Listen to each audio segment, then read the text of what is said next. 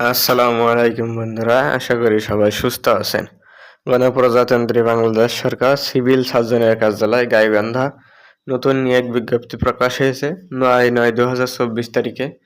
এই বিজ্ঞপ্তিতে আপনারা কোন কোন পদে আবেদন করতে পারবেন, কোন কোন জেলা আবেদন করতে পারবেন, কত বয়স লাগবে, কত ফি প্রদান করা লাগবে এবং কি কি কাগজপত্র লাগবে সবগুলো আমরা বিস্তারিত জানাবো। সে পর্যন্ত ধৈর্য সহকারে ভিডিওটি শেষ পর্যন্ত দেখতে থাকুন। এতে মোট ৭টা ক্যাটাগরিতে আপনার ১০১ জন নিয়োগ দেওয়া হয়েছে। এতে আপনার স্বাস্থ্য সহকারীতে সবচেয়ে বেশি নিয়োগ দেওয়া হয়েছে। তা আমরা এক এক করে দেখি। ৭ নম্বরে আছে ল্যাব অ্যাটেন্ডেন্ট, পদসংখ্যা ১ জন, গ্রেড ১৯, বেতন স্কেল ৮,৫০০ থেকে ২০,৫৭০। শিক্ষাগত যোগ্যতা কোনো স্বীকৃত বোর্ড হইতে মাধ্যমিক স্কুল সার্টিফিকেট বা সমমানের পরীক্ষায় উত্তীর্ণ হলে আবেদন করতে পারবেন। এরপরে আছে ড্রাইভার, পদসংখ্যা ১ জন, গ্রেড ১৬, বেতন স্কেল ৯,৩০০ থেকে ২২,৪৯০। শিক্ষাগত যোগ্যতা কোনো স্বীকৃত বোর্ড হইতে জেএসসি সমমানের পরীক্ষায় উত্তীর্ণ, বাংলাদেশ সড়ক পরিবহন কর্তৃক ইস্যুকৃত হালকা ভারী হালনাগাদ বৈধ লাইসেন্স যানবাহন চালানোয় ২ বছরের বাস্তব অভিজ্ঞতা থাকতে হবে। এরপর ৫ নম্বরে আছে স্বাস্থ্য সহকারী, পদসংখ্যা ৮৭ জন, গ্রেড ১৬, বেতন স্কেল ৯,৩০০ থেকে ২২,৪৯০।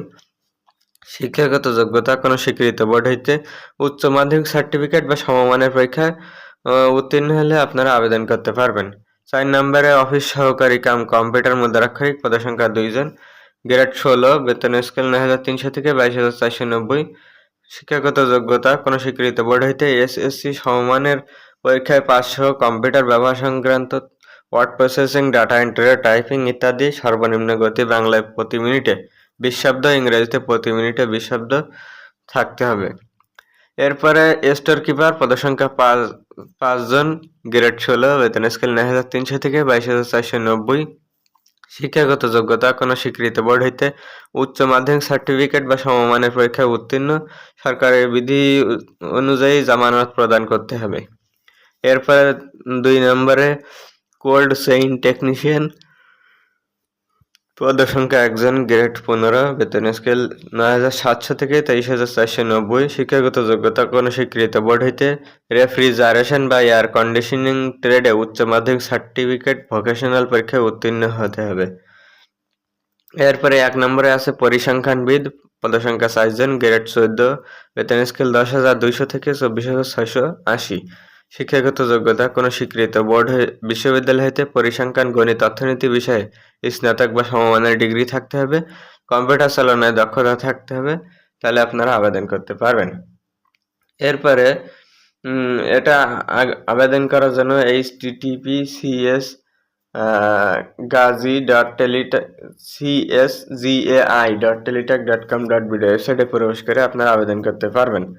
এতে আপনার আবেদনকারীর বয়স আপনার ১৫/৯/২০২৪ তারিখে ১৮ থেকে ৩০ বছরের মধ্যে হতে হবে।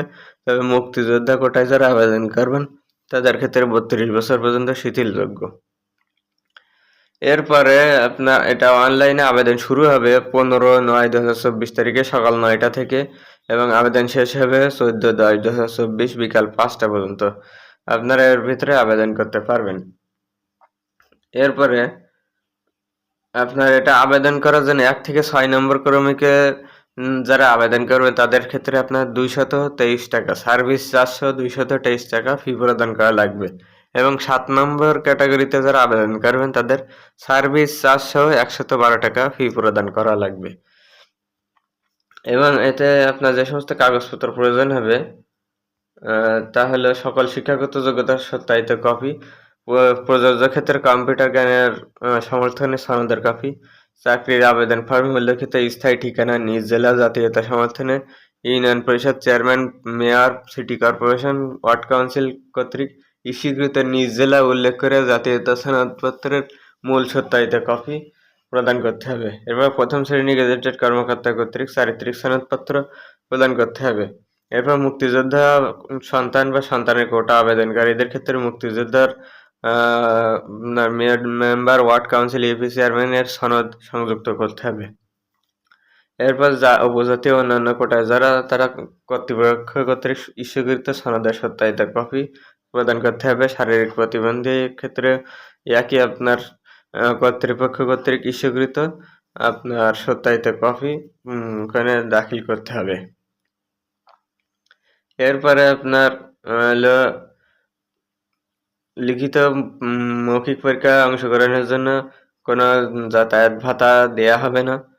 আপনার হলো নিয়োগ বিজ্ঞপ্তিতে বর্ণিত শর্ত অনুযায়ী স্থায়ী বাসিন্দার প্রমাণ হিসেবে জাতীয় পরিচয়পত্র, এনআইডি সংশ্লিষ্ট ইউনিয়ন পরিষদ, পৌরসভা এবং যথাযথ কর্তৃপক্ষ কর্তৃক প্রদত্ত সনদ দাখিল করতে হবে এবং স্থায়ী বাসিন্দার সনদপত্র দাখিল করতে হবে।